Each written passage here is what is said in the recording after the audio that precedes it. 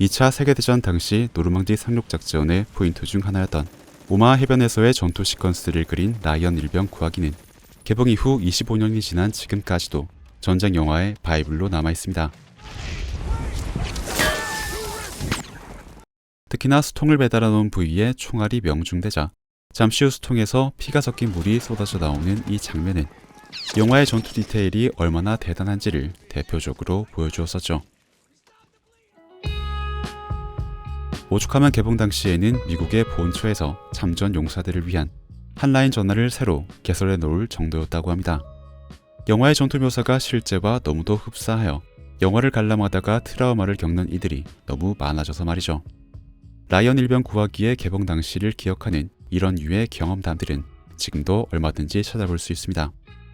내 앞줄에서 노부부가 함께 영화를 관람하고 있었는데 오마하 전투씬에서 할아버지가 갑자기 자리에서 일어나 두 손으로 귀를 틀어막기 시작했다. 할머니가 그를 데리고 극장 바깥으로 나가는 순간 이 영화는 나에게 현실 그 자체가 되었다. 이처럼 라이언 일병 구하기는 전쟁의 참혹함을 사실감 있게 묘사하고 전달하는 것에 집중을 했습니다. 그리고 이러한 방향성은 영화의 초반에 등장하는 이 장면, 즉 전쟁에 내보낸 4명의 아들 중에서 3명이 사망했다는 안타까운 소식을 전하는 이 장면에도 잘 담겨 있습니다. 영화의 카메라는 비보를 접하고 주저앉아 버리는 라이언 부인을 비추며 현관문 옆에 놓인 사형제의 사진도 함께 잡아냅니다. 그런데 여기서 자세히 보면 구출 대상이 된 막내 라이언의 얼굴은 조그만 깃발로 교묘하게 가려져 있죠. 그래서 우리는 막내 라이언의 얼굴을 모른 채로 영화의 여정을 따라가게 됩니다. 다시 말해 영화는 이 간단한 연출을 통해서 앞으로의 여정에서 만나게 될 병사들 중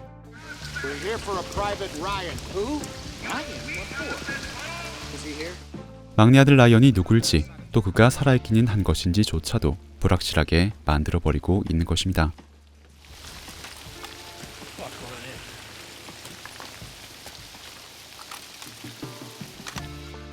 그리고 원래도 충격적이었지만 내막을 알고 보면 또한 충격으로 다가오는 장면도 있습니다.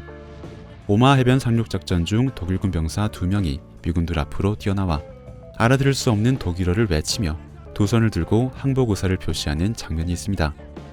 하지만 미군 병사들은 함정 잃지 모른다며 두 병사들을 총으로 쏴버리고 말죠. 그런데 이들은 사실 독일군이 아니었습니다. 그들은 독일이 점령한 동유럽에서 강제로 징집을 당해서 전쟁으로 끌려온 체코인들이었고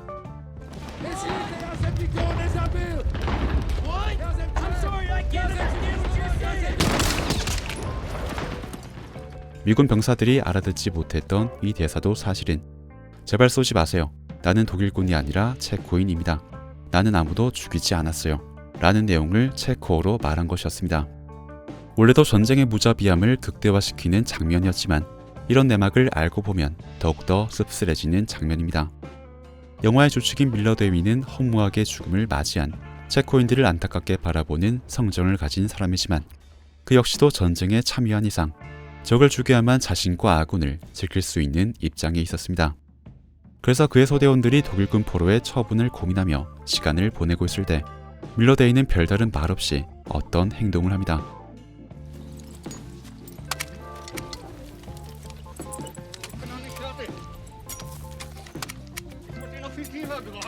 별다른 설명도 강조도 없기 때문에 관객들이 알아보지도 못한 채로 지나갈 수도 있는 장면이지만 이건 전사자들의 무덤에 꽂아 넣은 총이 다시 사용될 경우를 막기 위한 조치로 보입니다. 즉 먼저 목숨을 잃은 동료들의 명복을 빌어주는 동시에 그 총이 혹시나 적군의 손에 들어가서 다시 사용될 가능성을 차단하는 행위인 것이죠. 반복 숙달을 통해야만 무의식적으로 나올 법한 이런 생활 속의 동작을 영화 속에 넣으면 관객은 전쟁의 한복판에 들어온 것만 같은 현실적인 생동감을 느끼게 됩니다.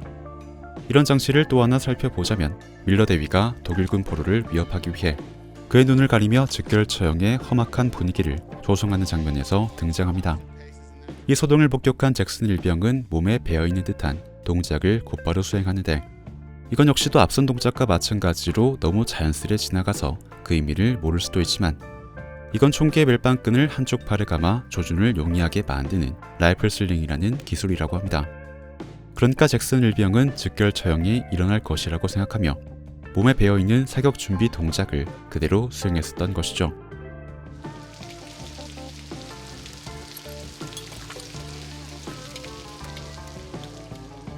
그랬던 잭슨 일병에게는 고질적인 부상이 있었습니다.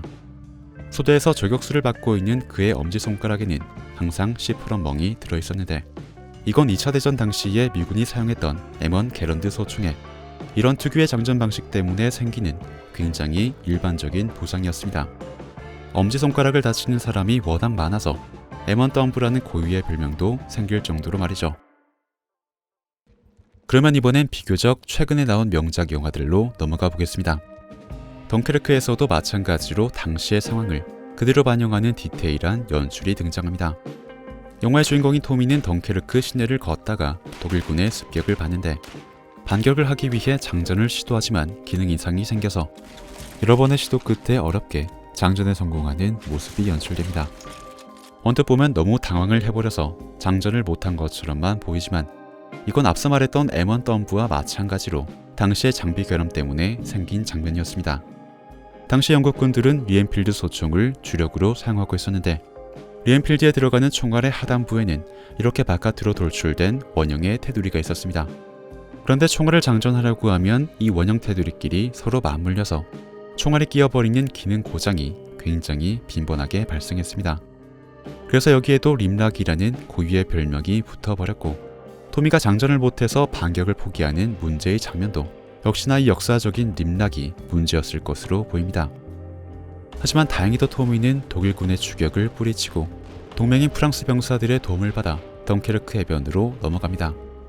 그런데 동맹군을 바라보는 프랑스 병사들의 표정과 분위기가 기묘할 정도로 싸늘합니다. 심지어 한 프랑스 병사는 토미를 거칠게 떠밀면서 프랑스어로 여행을 잘 다녀오라는 말을 건네며 빈정거리기까지 하죠. 기껏 목숨을 구해줘 놓고 왜 굳이 이런 태도로 주인공을 대하는지 영화를 보면서 의아했던 분들이 많이 계실 겁니다. 그런데 이 연출에도 역시나 역사적인 내막이 있습니다. 당시 영국은 나치에게 영토를 빼앗긴 프랑스로부터 병력을 모두 철수시키기로 결정한 상황이었습니다. 그래서 프랑스 병사들 입장에서는 그런 영국군이 야속하게 느껴질 수도 있었겠죠. 그리고 진지를 구축한 채로 덩케르크 해변으로 가는 길목을 방어하고 있는 이 병사들은 아마도 덩케르크 철수작전이 마무리될 때까지 무려 80만에 달하는 독일군을 끝까지 막으라는 임무를 받은 최후의 방어선 부대였을 겁니다. 그러니까 자신들이 꼼짝없이 여기에 갇혀서 밀려오는 독일군을 막아낼 동안 토미와 영국군들이 해변으로 가서 탈출선을 타게 될 테니 당연히 부러움과 억울함이 섞인 분위기를 내뿜을 수밖에 없었던 거죠. 하지만 해변에서 탈출을 기다리는 입장도 그리 좋지만은 않았습니다. 쏟아지는 적군의 포화에 속수무책으로 노출되며 그저 자신에게 떨어지지 않기만을 빌 수밖에 없는 무기력한 상황. 그래서 주인공을 비롯한 덩케르크 해변의 모든 군인들은 드넓게 개방된 공간인 해변에 있으면서도 마치 좁은 공간에 갇혀버린 듯한 모순적이고 숨막히는 공포를 느끼게 됩니다. 그리고 영화는 인물들이 느꼈을 그 감각을 시각적으로 표현하기 위해 일부러 해변에 세워진 두 기둥이 화면을 채우는 답답한 구도를 만들어서 미묘한 압박감이 느껴지게끔 연출을 하고 있습니다. 마치 정말로 철창 안에 갇혀버리기라도 한 것처럼 말이죠. 하지만 인내의 시간을 견뎌내자 결국에는 위대한 후퇴의 순간이 찾아옵니다. 그리고 그 순간은 수백여 척의 민간 어선들이 모여서 함께 완성해내는데 1940년 6월에 실제 현장 속에 보였던 어선은 모두 합해서 약 600여 척에 달했었다고 합니다. 그런데 놀랍게도 그때의 어선들 중 무려 100여 척의 어선이 덩케르크의 촬영 당시까지도 보존되어 있어서 크리스토퍼 놀란 감독은 그 역사 속의 산 증인들을 자신의 영화에 출연시키기로 합니다. 그래서 11척의 배가 다시 한번 덩케르크 작전에 참여하게 됐는데 그러다 보니 그중 나이가 가장 어렸던 최연소 어선조차도 무려 75살이었다고 합니다. 덩케르크에는 철수작전을 호위하기 위해 출동한 영국의 스피파이어 세대 편대도 등장을 하고 있습니다. 그중 토마디가 연기한 인물 파리어는 편대장과 음성으로 교신을 하는데 놀란 감독은 자신의 예상보다 훨씬 더 많은 관객들이 이 편대장의 정체를 눈치채지 못해서 조금 놀라웠었다고 말합니다. 실제로 편대장의 목소리를 조금만 집중해서 들어보면 논란의 영화에 항상 출근 도장을 찍는 마이클 케인의 목소리인 게 너무 명확한데도 말이죠. 마이클 케인은 1959년 작품인 공군 대전략에서도 스피파이어의 파일럿으로 등장을 했었습니다. 놀란 감독은 이러한 영화의 역사를 자신의 작품 속에 기믹처럼 활용하기를 즐기기 때문에 다시 한 번 더 스피파이어의 파일럿으로 마이클 케인을 소환한 것이 아니었을까 싶습니다. 이번엔 2020년 아카데미 시상식에서 기생충과 경쟁을 했었던 명작 영화 1917에 대해 이야기해보겠습니다. 1차 대전의 영국군 병사인 주인공 스코필드에게는 앞에서 말했었던 그 문제의 소총, 림락의 주인공인 리엔필드 소총이 지급되어 있었습니다. 그리고 리엔필드의 탄창에는 최대 10발의 총알이 장착 가능했는데 이것은 스코필드가 영화의 전체를 통틀어서 소총을 발사한 횟수와 관련이 있습니다. 그는 임무를 수행하는 동안 단 한 번의 보급도 받지 못한 채 처음 출발할 때 장착했었던 10발짜리 탄창 하나로만 버텨야 했습니다.